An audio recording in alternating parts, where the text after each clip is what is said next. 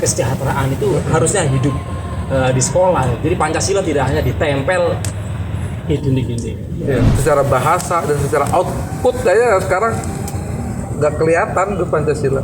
Tidak hanya sebagai cara pandang, tapi juga ya cara pandang, ya sikap, ya praktek keseharian di sekolah itu ya menggunakan nilai-nilai yang ada dalam Pancasila. Dengan Oke, sahabat-sahabat WP TV, alhamdulillah pada kesempatan kali ini kita memulai lagi, memulai podcast kita tentang, kita akan bicara tentang hiruk pikuk pendidikan di Indonesia. Baik sahabat-sahabat semua, untuk part kali ini saya Ari Hardi bersama the one and only Koordinator Nasional Jaringan Pemantau Pendidikan Indonesia JPPI, ada Bung Ubaid Matraji. Oke, pada kesempatan hari ini sebelumnya Bung Ubaid sehat ya? kelihatannya gimana? Kayaknya agak kurang sehat nih Bapak nih. Iya, maka minum vitamin. Minum vitamin lah Pak. Kasihan Bapak. Oh, sibuk mikirin ini pendidikan, ya kan? Oh Tuhanku ya Allah. Oke, Mas Ubed ya, kita sore ini, enggak sore, terserah nih video mau kapan diupload ya, pokoknya ini lagi syuting sore ya. Sore ini kita akan berdiskusi tentang apa ya, profil pelajar Pancasila yang diusung oleh pemerintah atau dalam hal ini Kementerian Pendidikan gitu. Nah, apa sih itu profil pendidikan profil pelajar Pancasila?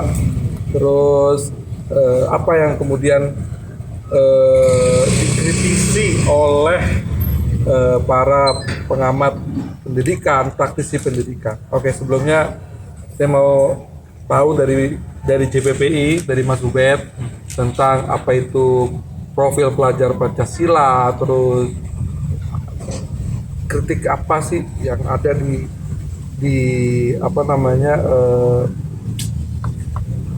kebijakan pemerintah ini. Silakan Mas. Ya kalau mau nanya profil pelajar Pancasila ya nanya yang bikin Pemerintah dong. Yes. Nadiem Makarim. Ribet amat urusan lu. Oke. Nanti saya tanya Nadiem Makarim ya. Saya tanya nanti. Nah aja. Cuman saya kan baca dari keterangan dari pihak pemerintah itu kan memang ada ini kan, ada keterangan tentang profil pelajar Pancasila itu apa, soal kemandirian, soal tanggung jawab dan seterusnya. Itu ada beberapa penjelasan soal itu. Dan kemarin baru saja kita peringati 1 Juni ya, di sekolah-sekolah itu ada banyak upacara-upacara gitu. Dan kebetulan saya diundang oleh salah satu sekolah untuk mengikuti upacara dan menyaksikan pameran proyek pelajar Pancasila gitu ya. Jadi di sekolah itu ada banyak proyek-proyek gitu, hasil karya anak-anak sekolah itu tentang apa namanya, karya-karya yang mencerminkan profil pelajar Pancasila gitu. Saya kok tidak menangkap bagaimana kehadiran Pancasila itu di sekolah-sekolah. Misalnya ini didukung oleh hasil penelitian kemarin ya dari Setara Institute itu. Ternyata pelajar-pelajar kita itu lebih dari 80% itu punya pandangan bahwa Pancasila itu kapan saja bisa dirubah, kapan saja bisa diganti. Ini potret pelajar ya, yang dipotret tuh pelajar Indonesia. Iya. Jadi peserta didik kita itu punya pandangan bahwa ya Pancasila itu kapan saja bisa diganti. Lalu apa makna dari pembelajaran profil pelajar Pancasila di sekolah gitu?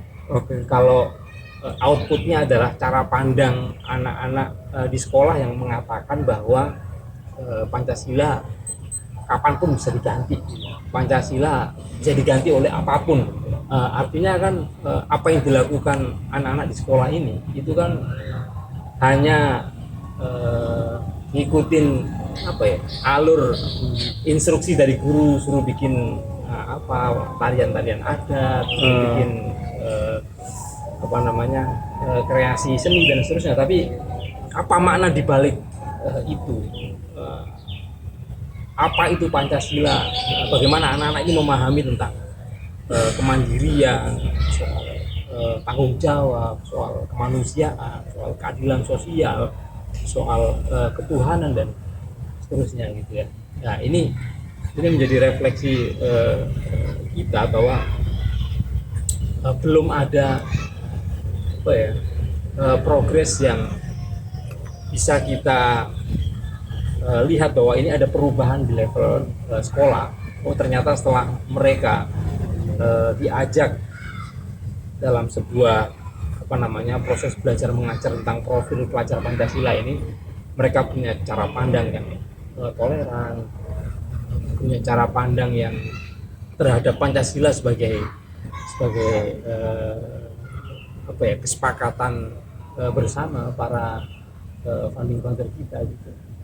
Itu dianggap sebagai sesuatu yang biasa-biasa saja, kapanpun bisa diubah dan bisa diubah dengan apapun gitu. Artinya Pancasila bukan lagi sebagai sesuatu yang penting gitu. Karena Pancasila bukan sesuatu yang penting, maka ya kalau ada yang mengubah ya silakan diubah, mau diganti dengan apa ya silakan diganti dengan apapun gitu. Lalu itu adalah cermin dari output profil pelajar Pancasila. Ini kan tanda tanya besar. Apakah itu? Kalau itu yang bisa kita rasakan perubahan yang terjadi pada peserta didik, berarti kita ini sedang berjalan di jalan yang salah. Ini kita sedang berjalan di jalan yang salah. Karena itu bisa kita lakukan diskusi lebih dalam sebenarnya.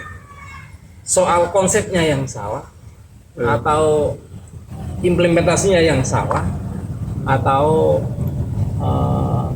peserta didik kita yang menangkap yang salah gitu.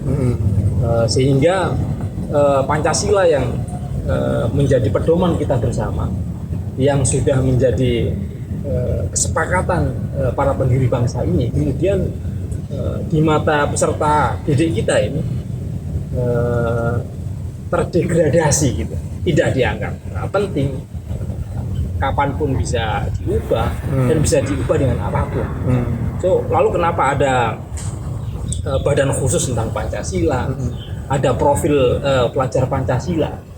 Ya ini sia-sia saja kalau hasilnya begini. Itu relate sih sama kritikannya Profesor Cecep, kalau nggak salah ya, dia tuh guru besar UPI.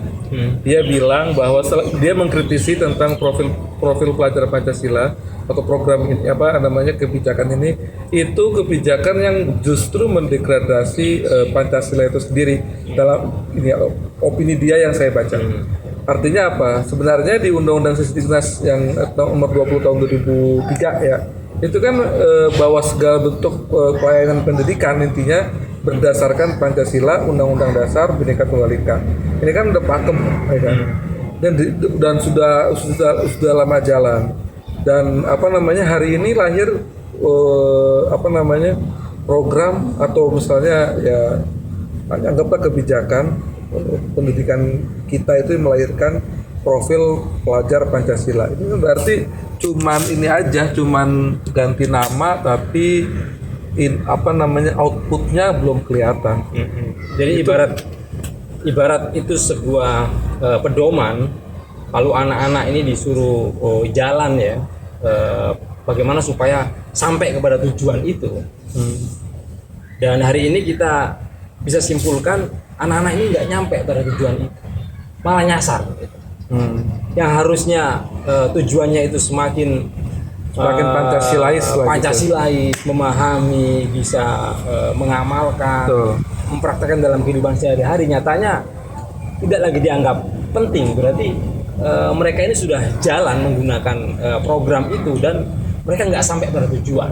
Lah, kalau ketika mereka sudah jalan dan nggak sampai pada tujuan, maka anak-anak Indonesia ini sedang tersesat ini sebenarnya. Iya. Sedang tersesat lah.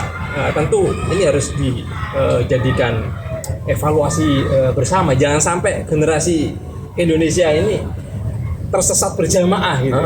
Bahaya ini, nanti kalau tersesat berjamaah nanti Indonesia akan apa yang kita banggakan sebagai negara kesatuan Republik Indonesia. Kita punya Pancasila yang mampu menyatukan segala perbedaan yang ada, perbedaan latar belakang agama, latar belakang suku dan seterusnya.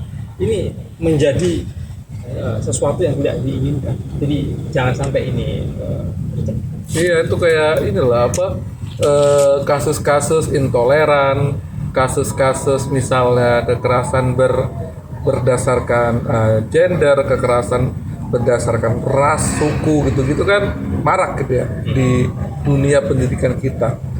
Dan juga bullying atas dasar perbedaan ekonomi. Artinya memang ternyata Pancasila itu nggak work gitu.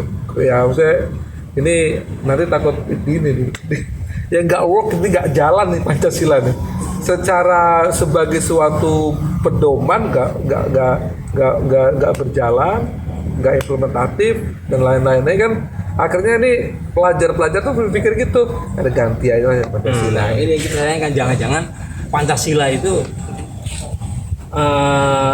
hanya ada di tempelan dinding-dinding sekolah. Iya. Jadi Pancasila itu gambar yang ditempelkan di dinding-dinding sekolah. Benar. Tapi dia itu tidak hidup, mati di dinding. Makanya apalagi soal ketuhanan misalnya, ternyata dalam banyak kasus intoleran di sekolah yang soal penggunaan atribut yang diwajibkan di sekolah, yang atribut itu adalah atribut agama tertentu dan itu sifatnya pemaksaan.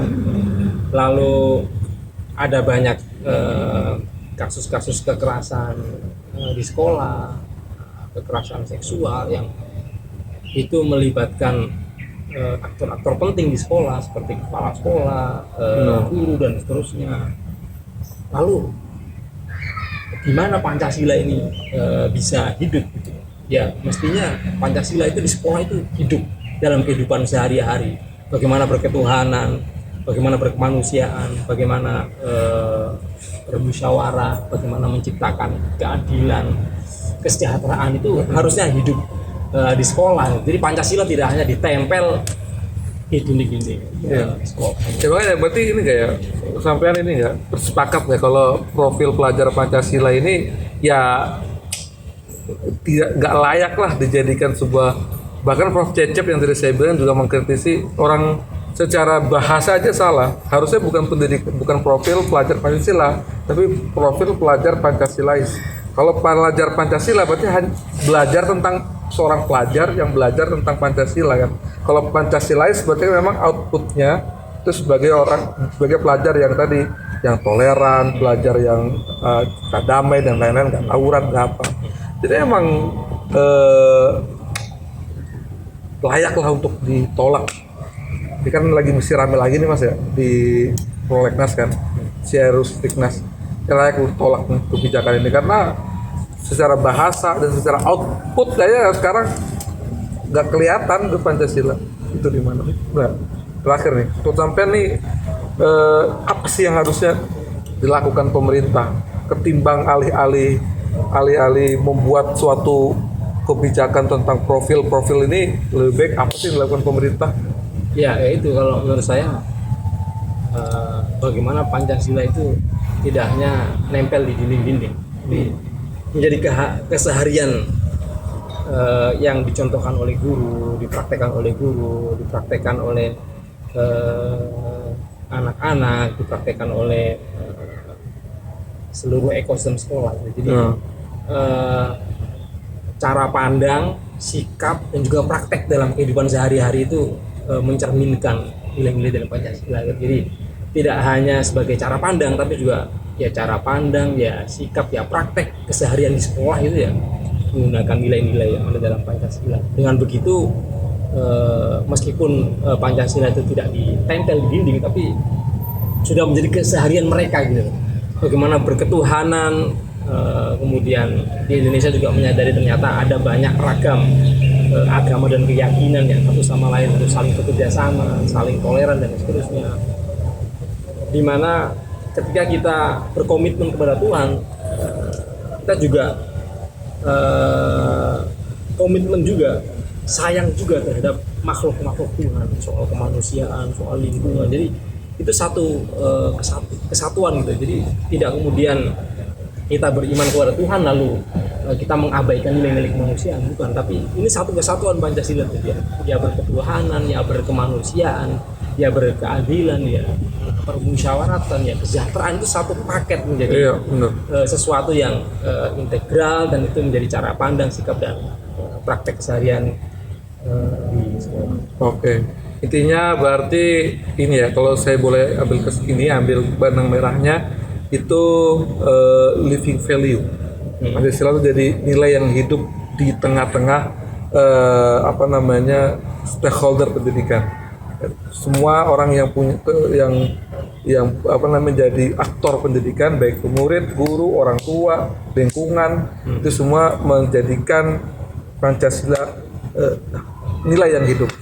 Oke teman-teman, itu singkat tadi. Nanti kita lanjut lagi di part-part berikutnya di komen. Maunya bahas apa atau bahas apa lagi Pancasila gitu, biar lebih khatam misalnya. Baik, itu mungkin dari saya. Terima kasih Mas Ubed, Mas Raji.